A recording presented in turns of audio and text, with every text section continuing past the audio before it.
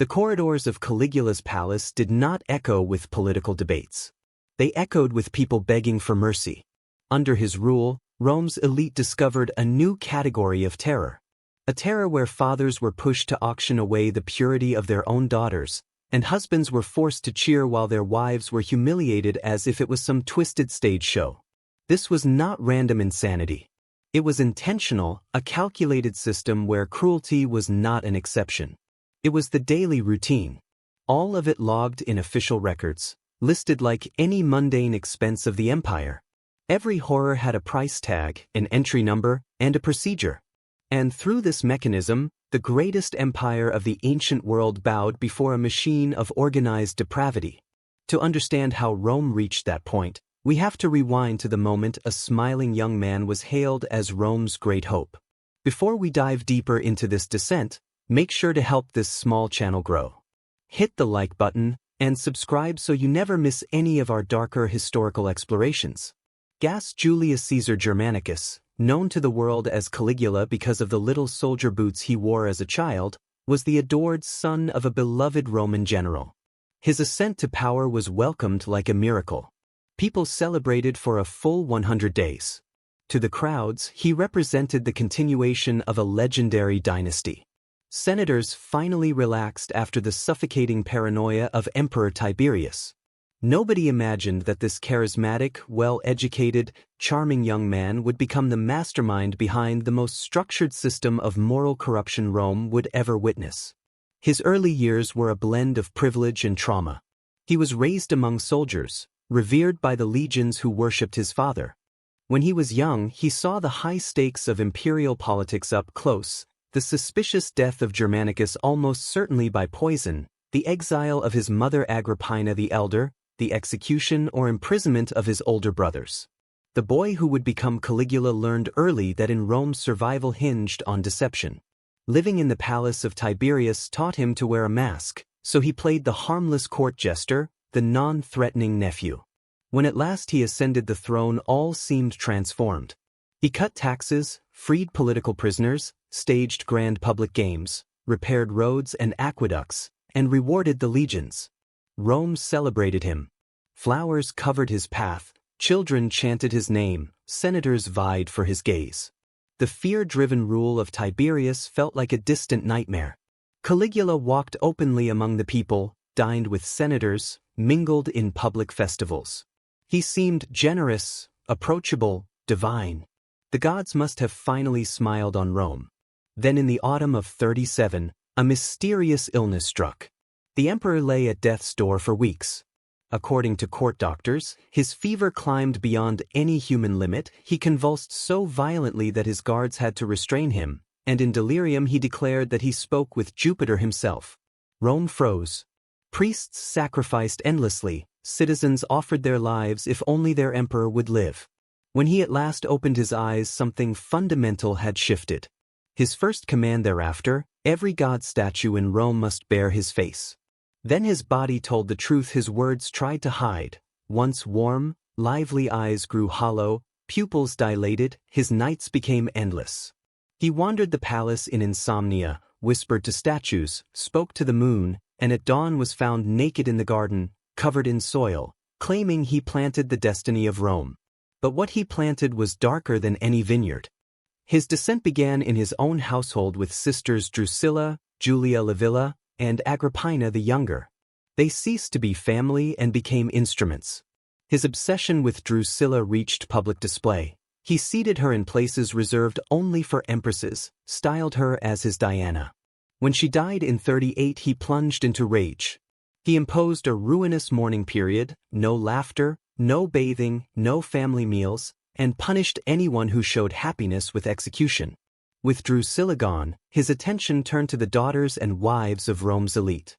Noble women were forced into debased acts while he watched from his golden throne, recording who complied and who resisted. A reluctant senator found his son returned home mutilated.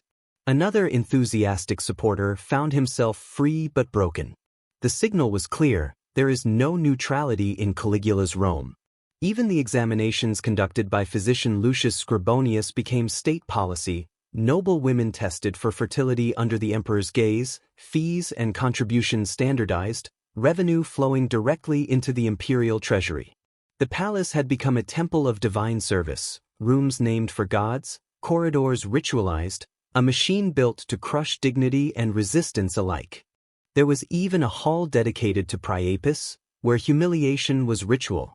Caligula filled these chambers with lavish frescoes, turning travertine halls that once held debates of law into echo chambers of terror. Senators walked those corridors in silence, knowing what happened inside yet daring not to speak. The system was intricate beyond imagination. It began with senators' wives drafted into what he called the imperial cult. They followed strict timetables, dressed in sheer Syrian silks that blurred the line between ceremony and exposure. Then came the daughters, girls as young as 12, initiated under the pretense of divine instruction. But humiliation evolved into something colder.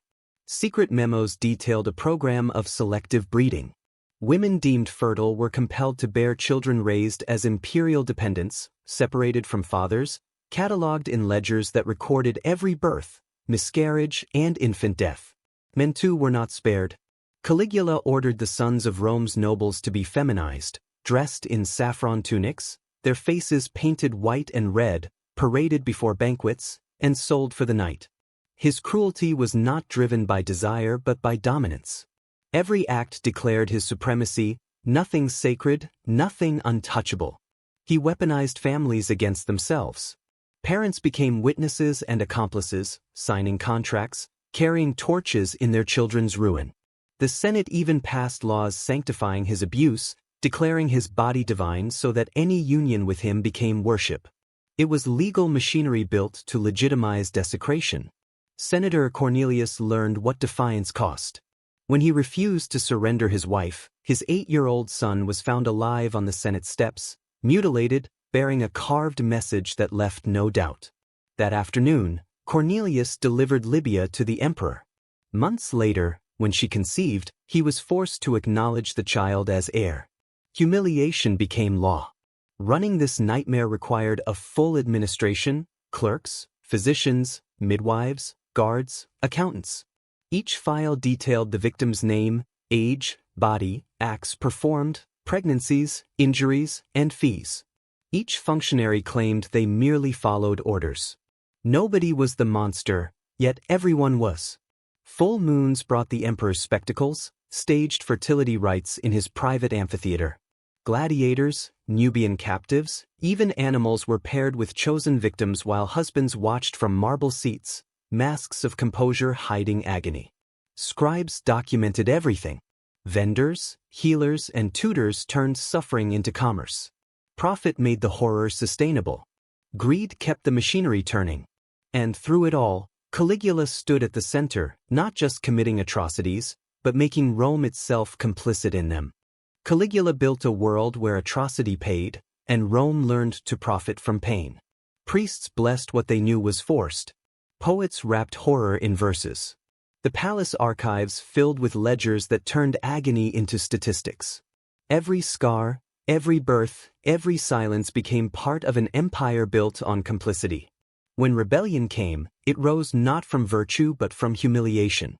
Cassius Chaerea, once mocked beyond endurance, led the conspirators through the tunnels beneath the palace. On the night of January 24, 41 CE, they struck. Blades tore through the emperor's body, one thrust finding its mark between his legs, the final insult to a man who had weaponized desire. His wife and young daughter were killed within hours. The dynasty died in blood, but its shadow endured.